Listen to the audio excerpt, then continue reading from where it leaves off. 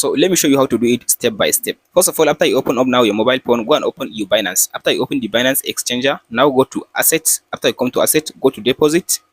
So after you come to this deposit, now go and search for USDT. So you can find the USDT in the list below. So after you select the USDT like this, now go ahead and choose the network. I will use BNB network. After you choose the network, now it will give you the address. Now copy the address. Here is tap on this option to copy the address. After you copy the address, now go back and open up now your OKX wallet. So after you open the OKX Web3 wallet like this, now tap on this USDT from the home. After you select the USDT from the home, now tap on this send button.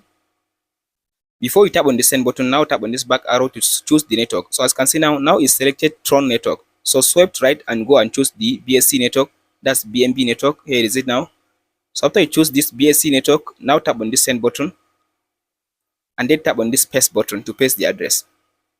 After you paste in the address, tap on this confirm button.